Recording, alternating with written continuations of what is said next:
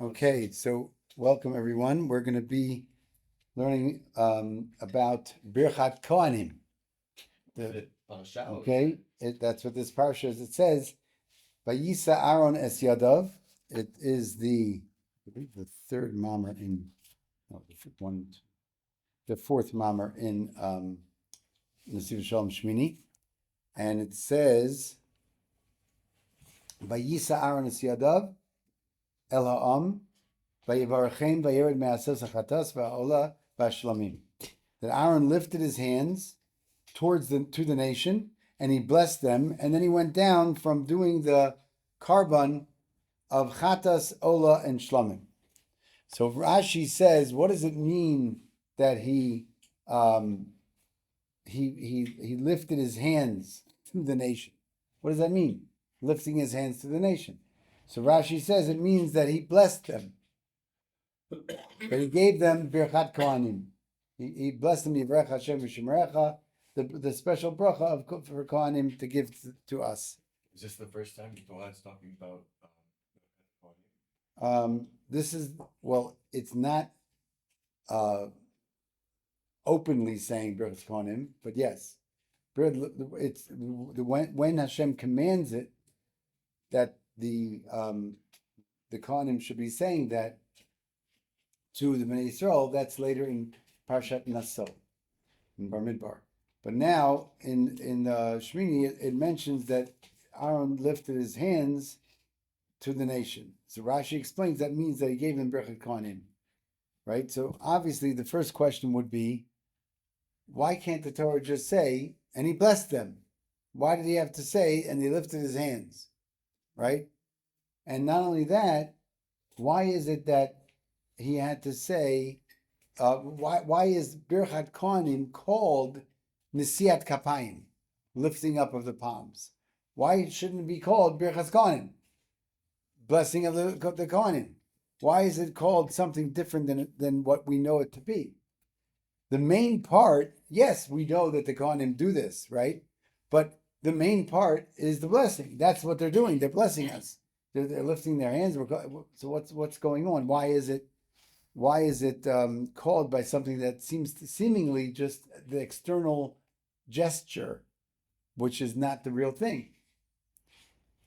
So, and also, if we think about the bracha, we say, whenever we do something, we say, Asher Kedishanu b'mitzvosav v'tzivanu al whatever, right?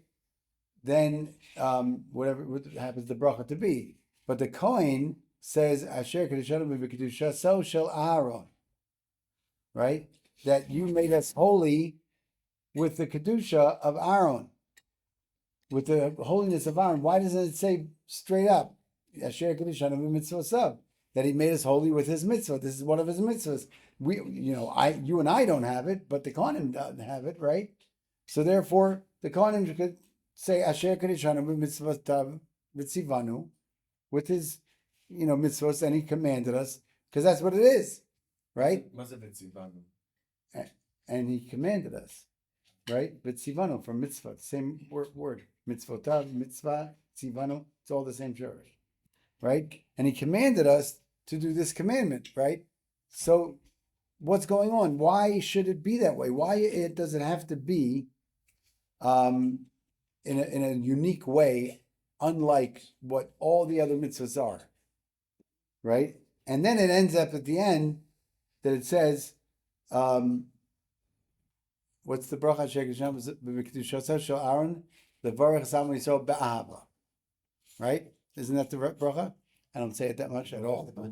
So be'ahava, right? So, which is also something like, okay, it's nice, to bless them with love, but like, why does that? We want a blessing, whether we with love, without love, we want a blessing, right?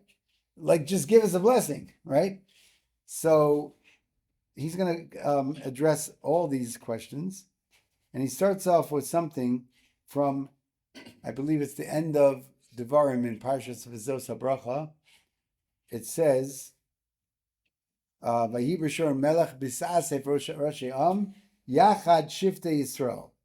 When the nation, the heads of the nation gathered together with all the Shvatim of Yisrael. And we see that the Kazhins of Magid, the Avodas Yisrael, he brings down on that pasuk that whenever the people are together, when they have a unity together with the tzaddik, with the righteous person, then everything gets greater, and the tzaddik gets greater. The tzaddik is able, because of being together with them, everything becomes much higher, and there's going to be a greater influence on ruchnius and spirituality. So if the person is a true tzaddik, he's a true tzaddik is also humble, right? David Yosef, of course, right? So a true tzaddik is also humble. So therefore, what's going to happen is that he's going to automatically say that it's not me. This can't be from me. It's got to be from the fact that all these Jews are together. And that's what's bringing me to be able to be holier and higher to Hashem, right? Towards Hashem. So, So because the Jews are together, it's what's elevating him to be higher to Hashem. yes, because they're together. Because you have to we said before in the past that we see that what is a skula? What is a treasure to be able to have love of Hashem? How do you what's the way to get to be like, if I don't feel like I love Hashem enough, what do I do to make myself love Hashem more? It's what I do. I love His children. I love the Jews. If I love the Jews, if I love every Jew, then I'm going to be closer in having love to Hashem.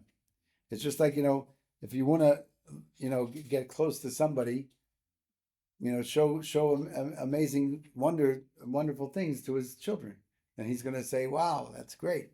wow, You that's nice. So therefore, Aaron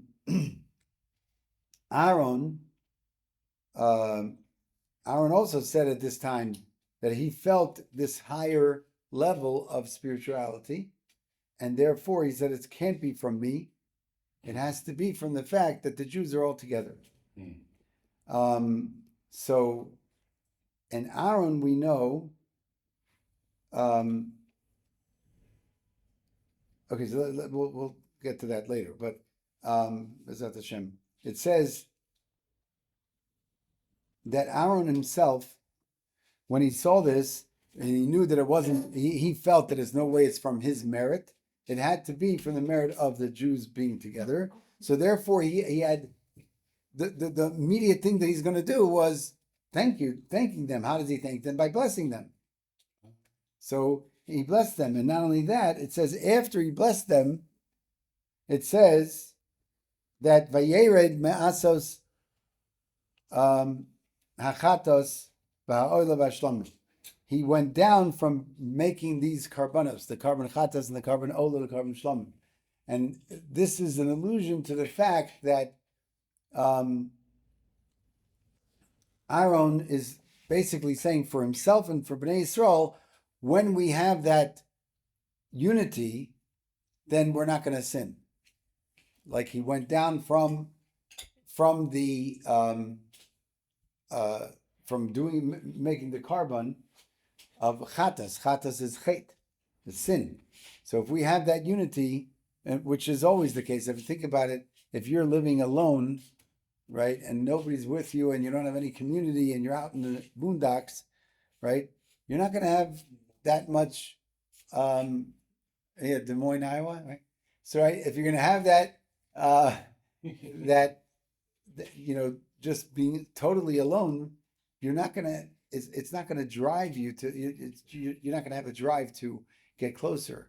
It's the community that really brings it. But that's why a person. We were just talking about. I remember, my wife and I had dealt with different times with helping non-Jews become converts, learning with them, whatever. And one of the as we mentioned, I think Shmini mentioned it before, one of the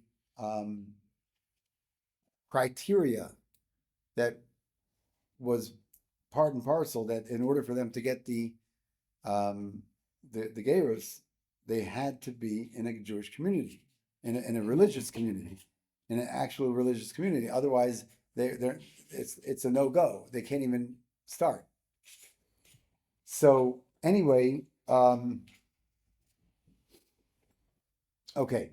So then he says, and the scenery of where everyone is and where are they right now? All of the so they're right by in the midbar, and they the Mishkan, right? The tabernacle is right there. So that's where they are at this point. But I think he's wondering where they are in their journey. In the beginning of the journey. This So- no. It's no. In the desert. It's in the desert. But this was the beginning of the 40 years where they didn't know at that point that they're going to be there for 40 years. Nobody knew except Hashem, right? Right. Okay, so now the question still remains is like, why are we talking? Why is it that it's called Nesivos Kapayim? Why is it called the lifting of the palms?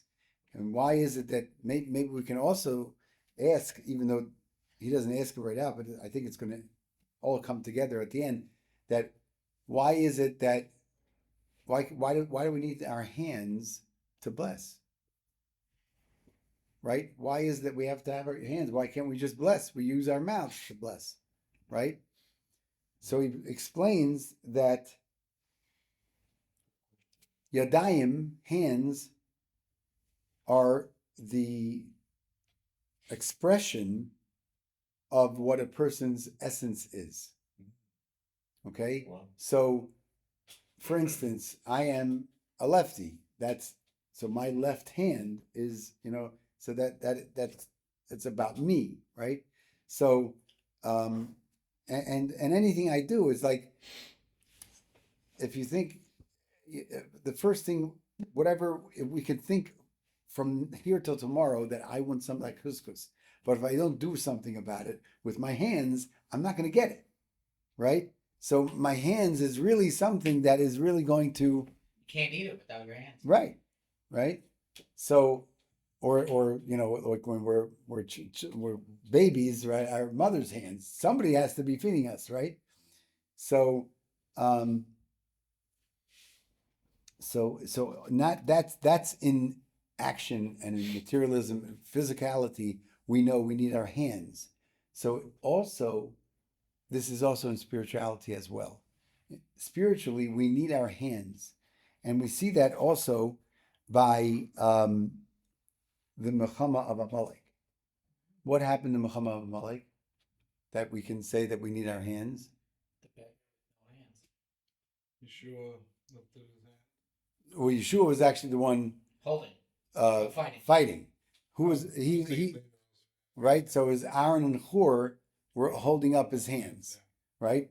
So because of the fact that and we know it says V'haya kasher yarim Moshe yadai v'gava Yisrael v'chasher yaniachu yadai v'gava Amalek. Whenever his hands were up, the Bnei Yisrael were winning, and whenever his hands were down, right, then Amalek was winning. So therefore, what does that mean? Obviously, the Gemara Mishnah explains that it's not actual. The hands of his hands being up wasn't actually the thing that was creating the war, like some type of magical thing, but it was that he was pointing up to Hashem, and whenever they were looking at it, the Bnei Yisrael were looking at it in the middle of the fighting, they realized, oh, it's from Hashem. It's all Hashem, and it's not having to do with any. We're thinking, oh, I'm going to get this guy. I'm going to, no, it's nothing to do with him. Who's he pointing to? Moshe, Okay. right? So, so therefore, Yidei Moshe kvedim, right? The hands of Moshe were heavy, and therefore Aaron and Hur had to lift them up, right? Let's put like two rocks on the bottom of his hand so that way he will keep holding it up so that he'll keep winning. Well, he was sitting on a rock, and they were holding up his hands, Aaron and Hor, because of that. Right? So the question is, what does it mean that his hands are heavy? Like, okay, yes, we know that we're going to keep our hands up long enough. It's going to be hard to do that. It's not easy, right? However, if we know that Moshe's midah over here was das, nitzchius das, but it was das, and therefore das knowledge alone is not going to make the war happen. We have to do something in action. And what was it that he was doing in action? Well, he was picking up his hands and pointing to Hashem, right? And therefore, it was not easy for him. It wasn't his regular mode, right? He was always a person of, he was an orator, and he knew how to give over Torah and this and that, and that was the das, and it's all connected. But when it comes to physical actions, that was something that was heavy for him. It was hard. It was difficult. That's why Yeshua was doing it, but he had his hands were heavy, holding him up. So therefore, Aaron Hor held him up, right? So, and also, we can understand from this also. We brings another proof is by Avram Avinu. Now, Avram Avinu, it says, "Vayishlach Avram es yado v'yikachas ha'macheles v'shchotes beno." That Avram sent his hand and he took the knife to slaughter his son, right? So there's obviously some extra words here, seemingly, right? There's nothing extra in the Torah, but he sent his hand, he took it. He took the knife, that's all. What does it have to say? He sent his hand and he took the knife. So Batya stretched her hand Also, to help Moshe. right, well, at that time, she didn't know it was Moshe, right? But yeah, The hand is right. And there Rashi says that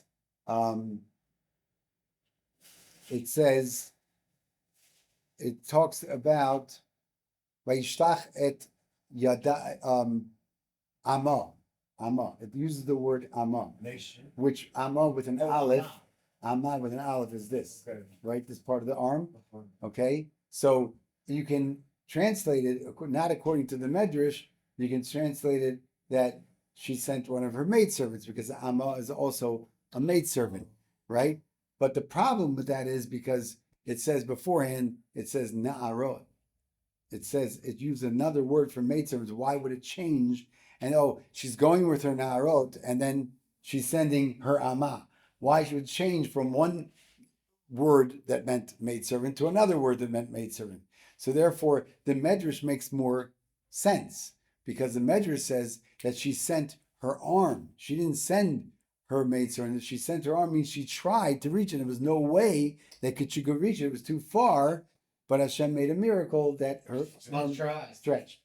Right? That's what we have to do. Even though, and that's the whole point of like, why are you bothering trying? There's no way it's way too far. But Batya, daughter of Paro, tried anyway, even though it didn't make any sense. There's no That she should be able to. right. It doesn't make any sense. But she did it anyway, and therefore their miracle happened.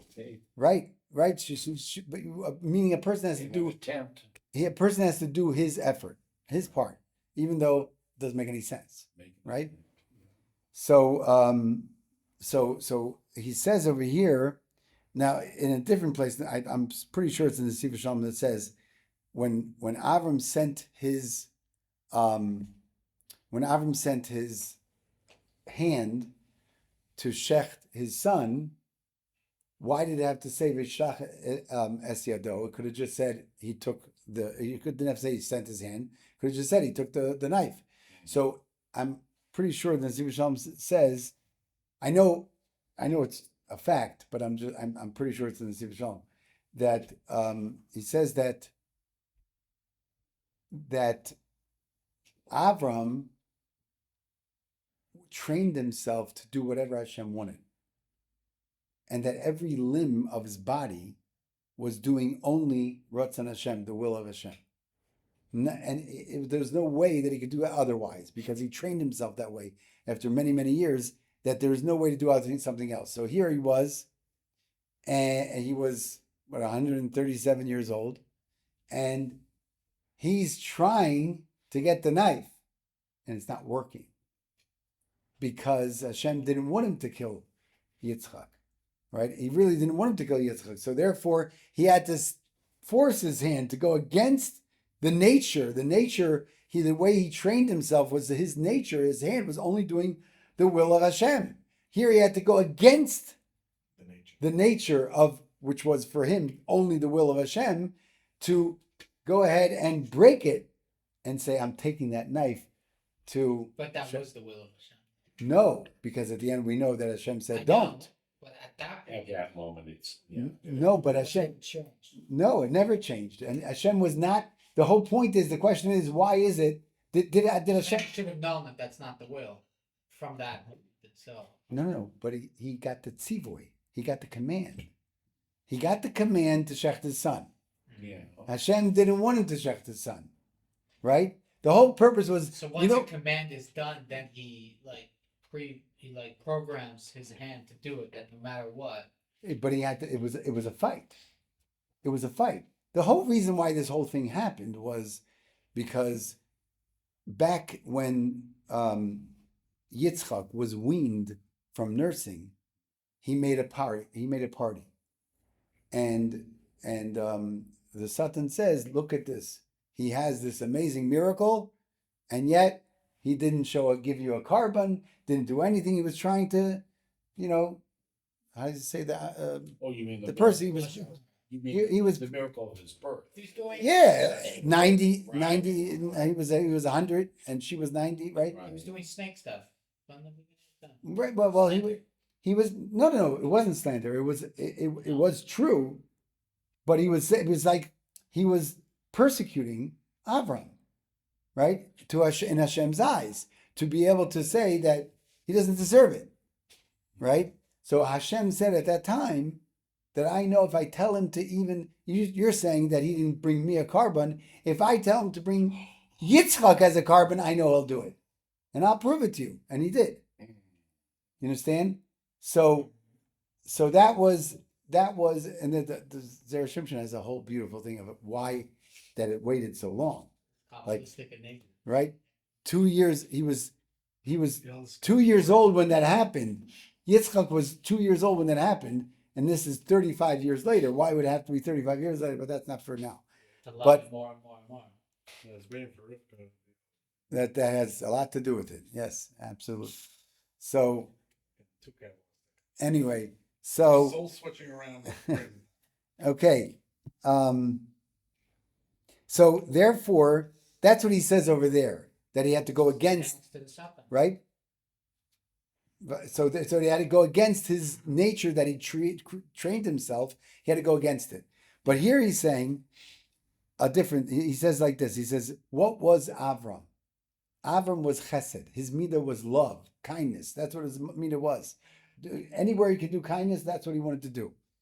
So therefore, it has to be vayishlach et yado. He had to his hand. What was his hand wanting always to do? Kindness, love, helping, running, to do mitzvahs for other people, for his fellow person. Always giving, right? So what is he going to do now? He's going to make his hand do something that's the opposite of what his whole essence was. Take a life. So therefore, he had to send his hand, and meaning send his hand in a way that to send his whole modus operandi away. His whole what? Modus operandi. His whole Way of living. His whole way of living was kindness. He had to send it away. It's not going to be kindness now. And then I can pick up the knife. Don't think. Because his yad, his hand, meant himself, his way of living. Oh. You understand? Just like we're talking about. So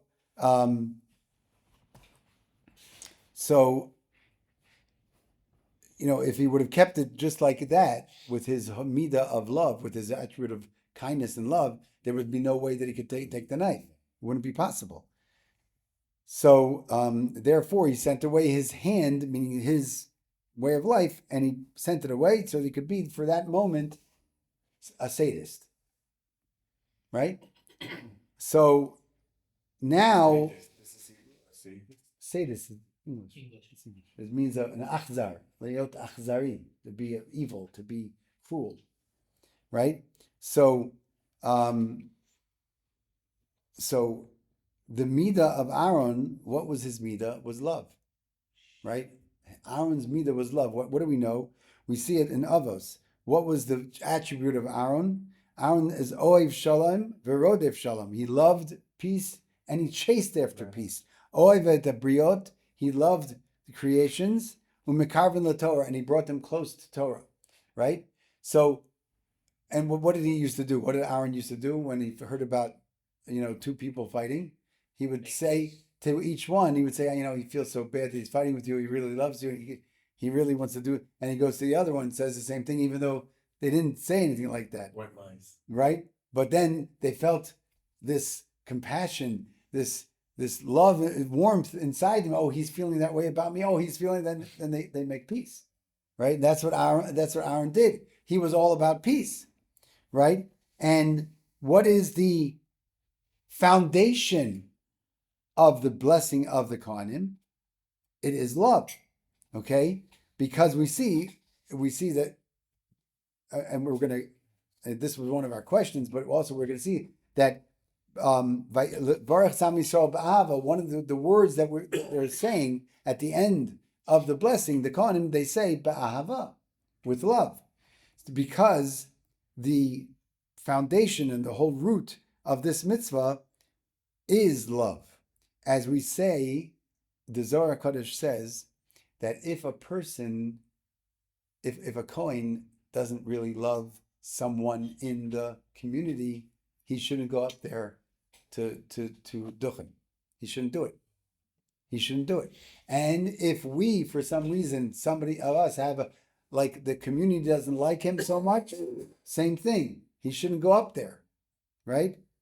The words of the Zohar is kol kohen who lo rachim la'ama o ama lo rachmin lei lo yifarsi adav leverch la'ama. He's not able to. This is not. He cannot go ahead and bless us when he doesn't love us, and we cannot receive his blessing and make it be fulfilled unless we love him. Okay. Both have to. It's a vice versa. Right. It has to be right. And it says, by the way, it says in Mishlei, Tov ayin hu yivarach, right? A person who has a good eye, he will be blessed, right? But it also says that you can read it a different way, hu yivarech, that a person has a good eye, he will bless other people. He will be blessed, and he also will bless other people. What's the interpretation of a good eye? Good eye, what do you think? Benefit of it. What do you think a good eye means? I guess looking out for the welfare of others who, Right. being jealous. The Abraham had a good eye. It says in Pirkei Avos in the Ethics of Fathers, it says Abraham had a good eye, and Bilam had a bad eye. Right, exactly. Like Einar, exactly. Like an evil eye. What does that mean? If I have an evil eye on somebody, it means I'm jealous. I know that he's worth millions. God forbid it, right? And God forbid if I was jealous on someone. So what does that happen? What happens? That person ends up getting judged. If I God forbid would have jealousy on someone, he would be judged. And if they start opening up his books and saying, what's going on over here? Why maybe he doesn't deserve it, right? That's what happens that's one of the things that happens when it comes to a point that a person doesn't have a good eye, when he has a bad eye, or he's casting that bad eye on someone else. So that's what it means. Right. So here we're talking about good eye. We're talking about Tov Ayin Hu Yivarach. The person who has a good eye will be blessed. or will be able to bless others. Okay? So and also, by the way, we say, and I think it's one of the psukim. It's also it's at the beginning, like Perak Zion of Devarim. It says Va'ahevacho v'eracha, and I will love you and I will bless you. Meaning, first we have to have love, and then the blessing can come and be fulfilled. So, and the more that there is love, the better the bracha, the more powerful the bracha, right? So, then, But what if you don't know somebody? Like, let's say these Kohanim these days, they don't know a group of the minion that they're praying with. They don't know them. They don't have that, okay, So how so do you- so how so do you give that. okay, so well, first of all, we can learn from the fact that there's two things that came to mind. The first thing that came to my mind is every Jew automatically has a cheskat kashrut, which means that if I don't know you from Adam, I have no idea who you are, but I know you're a Jew, then automatically I only can suspect good of you. Really, we have this Yeah. natural instinct. No. The halacha, Oh, the law. The law is Judge. that, well, yeah, that's a mitzvah. That's a commandment that we have to judge favorably, like Shmini said, right? So you're Right? saying Tzedek tishmor da'at b'secha, right? we have to presume every other fellow Jew As innocent. before We should all be As innocent, period. innocent. Innocent, period. Before Proven guilty is the non-Jewish thing, right? We're innocent, period. We should all be like the Kohanim, but the Kohanim have to really like live it to the highest level. No, you're right. You're right. But the thing is that's our mitzvah. Our mitzvah is we don't have to be a Kohen to get that Yeah. mitzvah. Our mitzvah is to love every fellow like ourselves, and that means that if I am doing something, I would want that if somebody's watching me, they're gonna give me the benefit of the doubt. So because I would want them to give me the benefit of the doubt, I should give others the benefit of the doubt, right? Where and how far does that go? How far do we have to really give benefit of the doubt? So I remember hearing from Rabbi Beta in Brooklyn many years ago. He said, and this is before I got to know him. I knew him way before I knew him. I just was listening to his shiurim, probably in the 90s. And he said, what happens when you lose you can't find your keys and you have to go for a meeting, right? Right? And you got to go for a meeting. You have to find your keys. You have to make it your own, time's up, right? You got to go and can't find the keys. So what do you do? The first thing you do is thank Hashem. No, but first, physically, the first thing you do is you go to the regular place, the junk drawer, or the key hanging thing. You look, it's not there. And then you go back and you start looking to other places and this and that. And then you start looking at the most weirdest, craziest places. Like you'll look in the medicine cabinet. It's not going to be there. But I'll look anyway just to find it. I'll look in my shirt drawer. I'll do anything, right? And then what do we do afterwards? After we, looked everywhere, you start over and you look again, right? It's right there in front of And it doesn't make any sense, right? I just looked everywhere, right? He says that's how far we should seek the benefit of the doubt for another Jew. Meaning, if I see an 85-year-old woman going into a car on Shabbos, I just think she's probably going to give birth. Give birth. Does it make sense? No. But that's how far it should go. You understand? That's how far our benefit of the doubt should go. So that means any person that I don't know automatically has a cheskat kashrut, that he's kosher. I see. There's no reason to think anything else. Otherwise, any person I don't know, cheskat kashrut, right? And therefore, and then on top of that, like Shmini was saying, the next part is that I have to be able to realize that I have a commandment to give him the benefit of the doubt, right? Not just that he's okay, but I have to give him the benefit of the doubt, right? And then I also know, whatever comes first, I think that it might even be first before that is the fact that I have a commandment to love every fellow Jew. Does that say only when I can give him the benefit of the doubt or only when he's good? No, nothing to do with that. Right.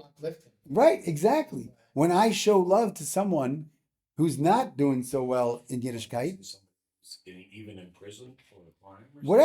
whatever. I am uplifting him. That's why I never understood, like, Talk about my father and his other Jewish men in the Jewish community, if there was a Jew in Des Moines that was convicted of a crime and put in jail, they would for years, they would be writing letters and petitioning the Right. judge and doing Right. everything they could to try to get him out of Absolutely. prison, Absolutely. and vow for his character as Right. I was actually part of one or two times that happened. And certain people in the community, and Baruch Hashem, he's out and he's okay. But yeah, absolutely. So we have to, and the more that we love others, the more that they're going to be lifted, right? They're going to feel better. They're going to feel better about themselves. They're going to want to stop doing the bad that they're doing, right? Because they feel themselves as something special, right? So therefore, the same thing goes for the the mutual love that the community has together with the Kohanim, to be able to have that, they should be fit to give the bracha, and they should be fit to receive the bracha and it be fulfilled. So now when Aaron says, and Aaron goes ahead and lifts his hands to the nation, right? So what is his midah? His midah is love, right? So he's lifting his hands to the nation, and he's giving them over his love. He's like nature love. Right, exactly. almost like he's using his hands To- caress them Or yeah, and right, and or let's think about it that way, or think about it as energy, right? Putting it out To there. putting his energy out there, Watch the movie and they go like, right?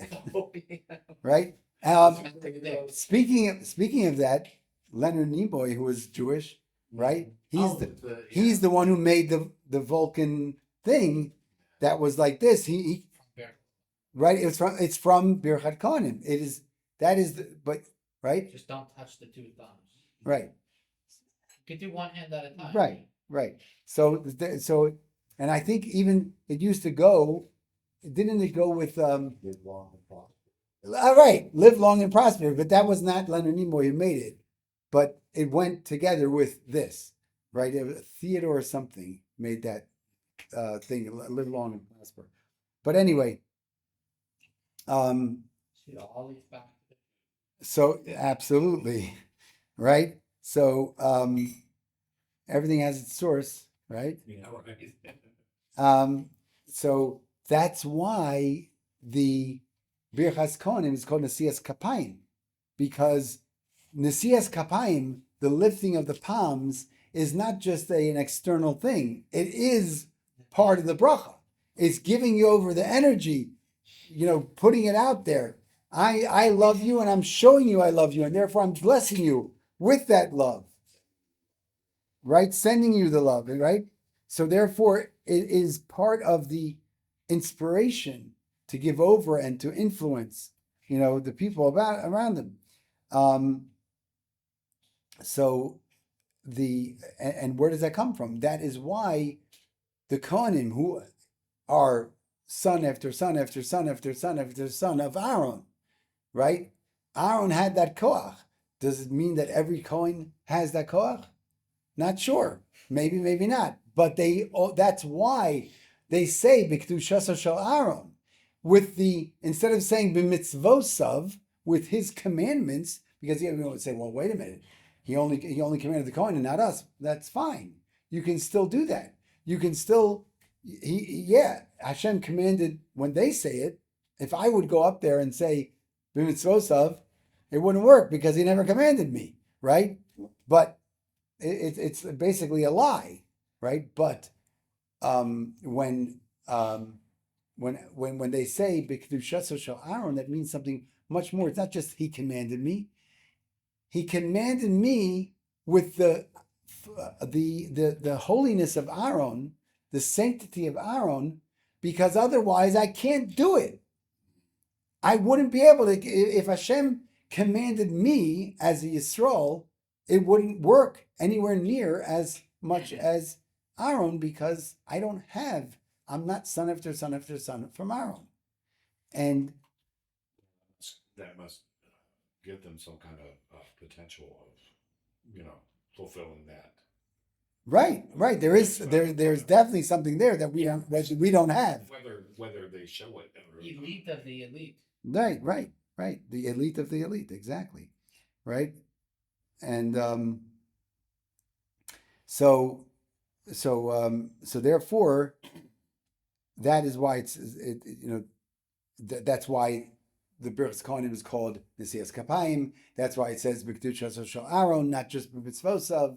It says in the holiness of Aaron. That's why it says Ba'ava, because it all stems from what Aaron had, which was love for everyone, and wanting everyone. And that's why there was so many. When we talked about Aaron making peace between friends, he also made peace between husband and wife, and that's why there was thousands, if not hundreds of thousands, if not millions, of children that were called Aaron in the Midbar, because Aaron made peace between husband and wife. They had a child, and they named him Aaron, because of that. So It kind of gets overshadowed a little bit by Moshe, but I like that, because Moshe had to be a leader, and with that leadership role, he had to be kifut. yeah. He had to have that, like a melech, right? He was a melech. He was, right? He was a king. So therefore, Aaron didn't have that. So Aaron was able to be more gentle and more, right? Exactly, right? Good cop, bad cop. Tough love, right? So Bezrat Hashem. Both good. So now, I mean, when the next time, if you go to here in Tzfat, if you go to the next time would be tomorrow morning to get Birchat Kohanim, but that's only by Sfardim. Otherwise, we have to wait till the next Musaf, which would be Shabbos, to get Birchat Kohanim, and Bezrat Hashem, all the brachot should be Mekuyim.